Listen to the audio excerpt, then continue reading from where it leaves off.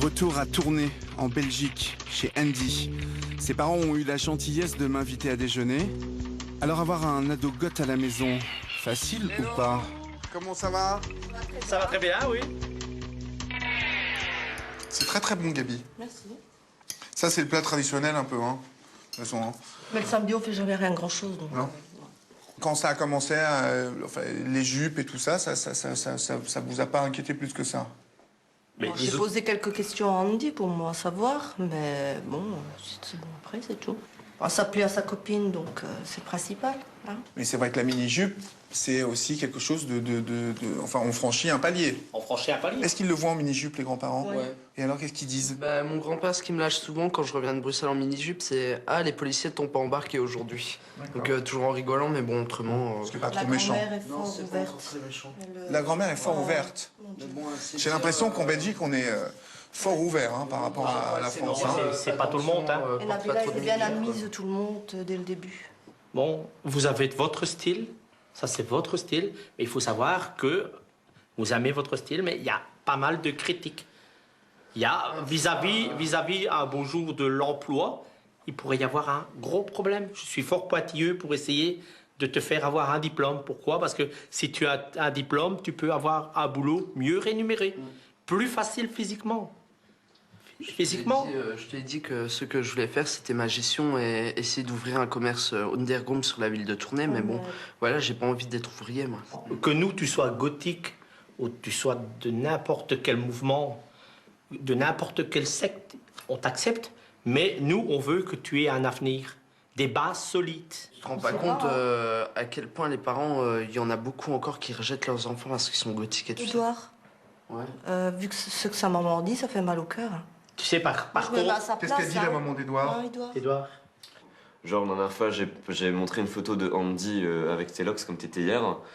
Et ma mère, elle a dit tout simplement pourquoi je traîne avec des gens comme ça, c'est horrible. En gros, c'était ça. Donc voilà, donc d'un côté, c'est... déjà, un, elle me refuse moi, mon look, et deux, elle refuse mes amis. Donc je me sens vraiment mis à l'écart. C'est pour ça que je suis beaucoup mieux avec mes amis. En l'occurrence, j'ai que Andy, on va dire, vraiment un bon ami. C'est pour ça que je dis qu'Andy, il a de la chance d'avoir des parents comme Joël et Gabi, parce que moi, j'ai pas ce genre de parents. Et c'est vraiment pas évident à vivre. Le point principal, c'est quand même que vous acceptiez Andy, sa fiancée, ses amis comme ils sont, avec toute la confiance que vous leur portez. C'est surtout ça, moi, qui aujourd'hui me... Avec leurs défauts et leurs qualités, mais parce que vous les avez écoutés. C'est la base de tout, je crois. En tout cas, c'est ce que je retiens. C'est le dialogue. Et tu comprends que c'est bien ça, qu'il essaye de comprendre quand même? Que c'est un effort? Ouais, c'est super bien, quoi. C'est un grand pas vers l'avant. Mais vous, ados, vous devez faire aussi cette démarche-là. Ça va dans les deux sens, hein. Pour l'instant, même si Andy a quitté l'école et trouvé refuge dans sa passion gothique, ses parents sont plutôt cool et tolérants. Le soir même, c'est eux qui emmèneront Andy et ses amis à Mons pour le concert de Tantrum, groupe montant de la scène goth française.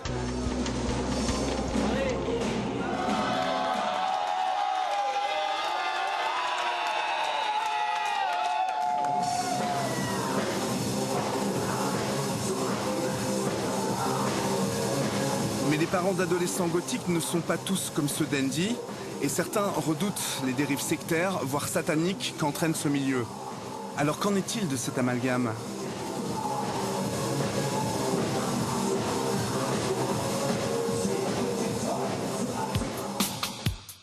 En France, la Mivilude, mission interministérielle de vigilance et de lutte contre les dérives sectaires, pointe du doigt les 3% de satanistes qui sont passés par la mouvance gothique. Quel est votre avis sur le mouvement gothique? En fait, le gothisme, c'est une forme de romantisme noir qui touche surtout les adolescents en quête de personnalité. La mission interministérielle que je préside ne dira pas, parce que ça n'est pas une réalité, que le mouvement gothique est un mouvement à caractère sectaire.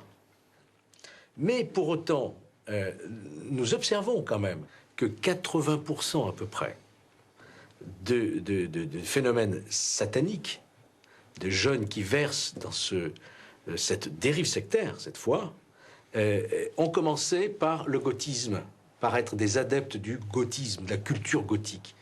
Donc la culture gothique n'est pas une dérive sectaire en soi, Elle n'amène pas nécessairement à une dérive sectaire, mais on peut dire qu'elle est une espèce de portail, de clé, d'ouverture sur ce qui est beaucoup plus grave, c'est-à-dire le satanisme. On n'est pas obligatoirement satanique quand on est gothique et vice-versa. Tout à fait. Mais c'est quand même une réelle préoccupation. Imaginez un jeune qui n'a pas un esprit encore suffisamment mûr, formé, pour avoir le recul nécessaire quand il entend, par exemple, il participe à des concerts de Marilyn Manson. S'il prend au premier degré les paroles de ces concerts, on peut avoir des craintes. Et notre rôle à nous, c'est de dire aux parents, aux familles, si vous constatez que votre enfant est de plus en plus solitaire, si vous constatez un changement dans sa tenue vestimentaire, si vous constatez qu'il disparaît le soir, qu'il fréquente certains établissements, prudence, prudence. Ça ne veut pas dire que votre enfant va tomber dans une secte, mais nous savons que c'est une clé pour entrer dans des mouvements beaucoup plus durs, beaucoup plus radicaux, qui peuvent aboutir à quoi? À des délits, comme les profanations de sépultures, de cimetières, qui peut aboutir à des suicides. Il y a des adolescents qui se suicident, et qui peut aboutir, dans les cas les plus extrêmes, aussi à des crimes, à des sacrifices. Malgré tout, l'image qui leur colle à la peau au quotidien est souvent contestée. Je vais vite m'en rendre compte. En me baladant avec Stéphanie et Mirail en plein centre de Paris, vers Notre-Dame, la balade tourne carrément à l'agression. Quoi? Quoi? Qu'est-ce que c'est que ça? Vas-y, touche-moi, franchement, tu vas avoir de gros problèmes. Tu vas baiser qui? Ouais. Comment ça me prend? Nous avons été obligés d'interrompre notre tournage. La police s'en est même mêlée pour éloigner nos agresseurs. Quel type d'agression vous subissez quand vous êtes dans la rue? Verbal, beaucoup physique, verbal. ouais. Beaucoup verbal, et quand c'est physique, ça fait vraiment très mal. Ouais. Moi, je me suis vue me faire attaquer par 10 personnes, me défendre. C'est la police qui m'a massacrée. Parce qu'à minuit, des gamins mineurs, ils avaient quoi, 16, 17 ans, ils étaient dehors à minuit, je me demande déjà ce qu'ils foutent dehors. Ouais. Ils m'agressent, je me défends. Juste en attrapant la jeune fille, la police m'est arrivée dessus, ils m'ont explosé. Ah ouais. J'ai eu un bras comme ça, on m'a dit porte plainte, j'ai fait non. On fait le tour un petit peu. Ouais. On a eu tout. À la limite même dangereuse? Oui. À la limite du couteau, meurtre. Oui. À la limite du meurtre. Au couteau, oui. T'as été agressé au couteau, Mirail? Bah, il y a une cicatrice comme ça sur la hanche. Moi, la canette de bière et la barre de fer. J'ai eu un coup de couteau dans le dos, le revolver dans les fesses. Moi, maintenant, je veux quitter la France. Tu peux quitter la France? Ouais, j'en peux plus, moi, d'ici. Ah ouais? Je peux pas vivre comme je veux. Ouais, parce qu'en fait, quoi, c'est... On est très malheureux ici. Ouais, vous êtes malheureux. Moi, je sais que si lui, il est pas là, je ne sors pas de chez moi. Quitter la France parce qu'on est goth, ne pas être tranquille quand on se balade dans la rue, vous je ne sais pas, mais moi ça passe carrément moyen.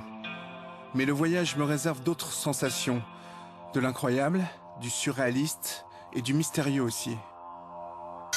J'avais entendu parler des vampires du mouvement gothique. Réalité ou fiction? Je n'en avais pas la moindre idée. La seule chose que je savais, c'est que pour ressembler à Dracula, certains goths allaient jusqu'à se faire poser de vrais crocs sur mesure.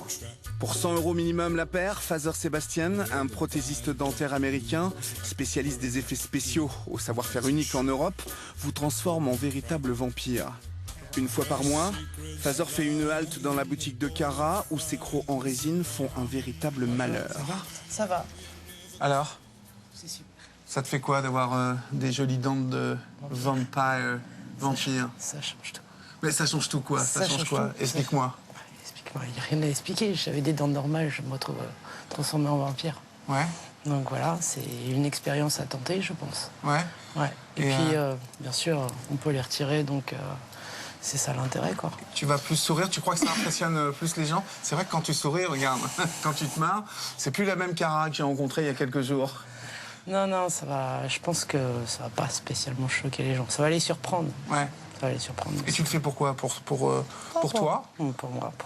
Pour en avoir une paire, pour le côté théâtral. Et quand tu te regardes dans la glace et que tu ressembles à une vampire, ça te fait de l'effet aussi? Non, pas spécialement. Non, je suis toujours moi-même quand même. D'accord. Mais là, je suis un autre moi.